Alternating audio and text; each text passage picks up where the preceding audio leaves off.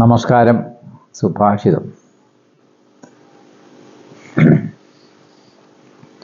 സത്യേന ലോകം ജയതി ദാനൈർജയതി ദീനതാം ഗുരൂൻ ശുശ്രൂഷയാ ജീയാ ധനുഷായേവ ശാസ്ത്രവാൻ. ജനങ്ങളെ സത്യം കൊണ്ടും ദീനതയെ ദാനം കൊണ്ടും ഗുരുഭൂതരെ ശുശ്രൂഷ കൊണ്ടും ശത്രുക്കളെ ആയുധം കൊണ്ടും ജയിക്കാം എന്നാണ് ഈ സുഭാഷിതത്തിൻ്റെ അർത്ഥം പറയുന്നത്. ജനങ്ങളുടെ മുമ്പിൽ സത്യത്തിന് മാത്രമാണ് വില. സത്യം കൊണ്ട് ജയിക്കാൻ പറ്റുന്നത് ജനങ്ങളുടെ മുമ്പിലാണ്.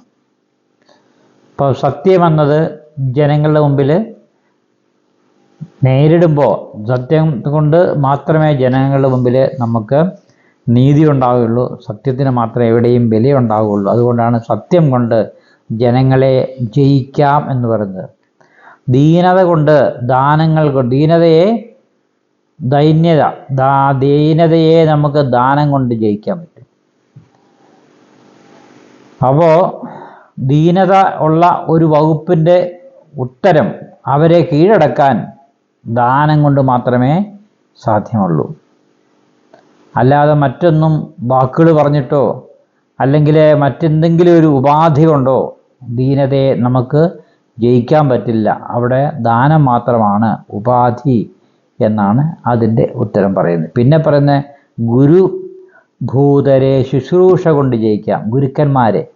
ഗുരുക്കന്മാരെ ജയിക്കാൻ വേറൊരു മാർഗവുമില്ല. സമ്പത്തോ ആഡംബരങ്ങളോ സമ്പത്ത് കൊണ്ടോ ഗുരുഭൂതരെ നമുക്ക് ജയിക്കാൻ പറ്റില്ല. എന്നാൽ ഗുരുവിനെ ശുശ്രൂഷിച്ചു കഴിഞ്ഞാൽ ഗുരുവിൻ്റെ ഇഷ്ടങ്ങൾക്കനുസരിച്ച് നമ്മൾ പ്രവർത്തിക്കുകയും ജീവിക്കുകയും ചെയ്യുമ്പോഴാണ് നമുക്ക് ഗുരുഭൂതരെ ജയിക്കാൻ അല്ലെങ്കിൽ അവരുടെ അനുഗ്രഹം കിട്ടാൻ തീർച്ചയായിട്ടും സാധ്യമാകുന്നത് എന്ന് പറയുന്നത്. പിന്നെ ശത്രുക്കളെ ആയുധം കൊണ്ട് ജയിക്കാം. ശത്രുവിൻ്റെ മുമ്പിൽ സ്നേഹമോ മറ്റൊരു കാര്യങ്ങൾ കൊണ്ടും അവിടെ വിലയില്ല.